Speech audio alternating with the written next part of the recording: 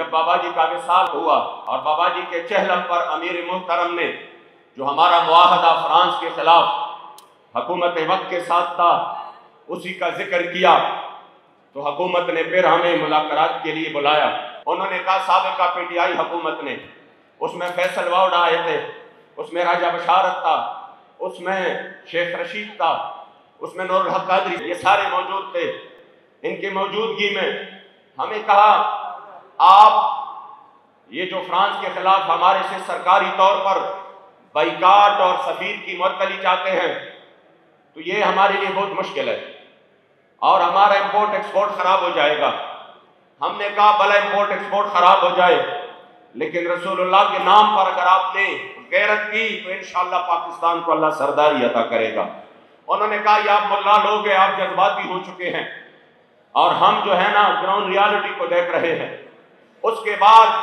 میں اپنے ایک ایک لفظ کی جو میں یہاں پہ اس نے ذمہ داری کی جگہ پہ بتا رہا ہوں، میں ذمہ دار ہوں اور ایک ایک لفظ کی میں ذمہ دار ہوں۔ انہوں نے مجھے کہا آپ اس مسئلے سے پیچھے ہٹ جائے،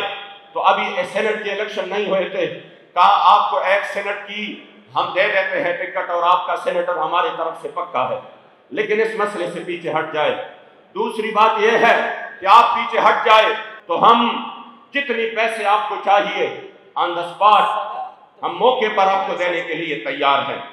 تاکہ یہ اس وجہ سے نہیں کہ ہم آپ کے نظریات کو خرید رہے ہیں، اس وجہ سے کہ آپ اچھے لوگ ہیں، آپ دین کی خدمت کریں، مساجد کو دے، شہداء کو دے۔ تیسری بات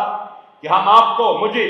اور کچھ اراکین شورا کو وہ بلو پاسپورٹ دیں گے، آپ چلے جائے، فرانس چلے جائے، سعودیہ چلے جائے، فلاں جگہ یو کے چلے جائے،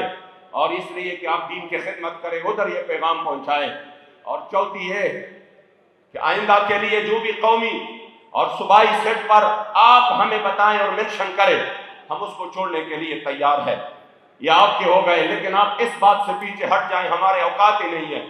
ہماری اوقات ہی نہیں ہے کہ ہم ان کے سامنے آنکھیں دکھا سکیں۔ جب یہ بات ہو گئی تو میں نے کھل کے کہا بغیر کسی زیادہ سوچ بچار کے، میں نے کہا آپ ہمارے سودا اس وجہ سے نہیں کر سکتے کہ ویل چیئر والے بابے نے ہمارا سودا حضور کی دربار میں وہ کر چکے ہیں۔ انہوں نے کہا نہیں تم اپنے امیر سے بات کرو، کہہ رہے چلو ہم امیر محترم کا نام لیا، حضرت قبلہ حافظ صاحب بھائی سے ملنا چاہتے ہیں۔ میں نے کہا بات تو یہی ہے، کہہ رہے تعزیت کرنا چاہتے ہیں۔ میں نے کہا ٹھیک ہے۔ وہ سارا وفد آیا مرکز اور مسجد رحمت للعالمین کے کمرے میں بیٹھ گئے، بابا جی کی زیارت کی، تعزیت کی، تو چلتے چلتے کہا کہ امیر صاحب ہم نے تو ان کو 3 دن سے مسلسل منتیں کر رہے ہیں، ہمیں کچھ تو دے کر رخصت کرے۔ واللہ آپ کو اس نوجوان پر اللہ کریم نے ان کو اتنی صلاحیت عطا کی ہے، فخر ہوگا ہمیشہ کے لیے، ہمیں اپنے امیر اور قیادت پر فخر رہے گا۔ کہا کہ ہم کم از کم 4 باتیں اتنے بڑے ایک تو مان جائے۔ جب یہ باتیں ہوئیں تو میں نے کہا چلو آپ بات سامنے کرے، تو کہا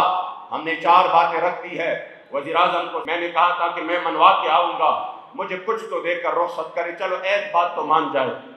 کہ میں جا کر کہہ دوں کہ یہ بات منوا کے آیا ہوں۔ تب ہمارے امیر محترم حضرت قبلہ حافظ سعد حسین رضوی حافظہ اللہ نے فرمایا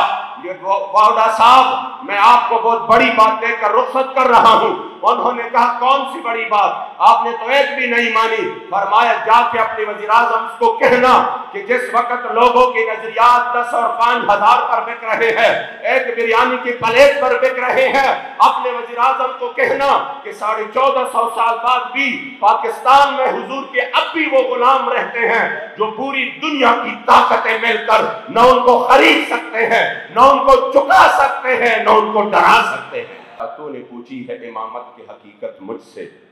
حق تجھی میری طرح صاحب اسرار کرے، اور ہے وہی تیرے زمانے کا امام برحق جو تجھے حاضر و موجود سے بیزار کرے، اور موت کے آئینے میں دکھا کر تجھے رخ دوست زندگی تیرے لیے اور بھی دشوار کرے، اور فتنہ ملت پیدا ہے امامت اس کی جو مسلمان کو سلاطین کا پرستار کرے۔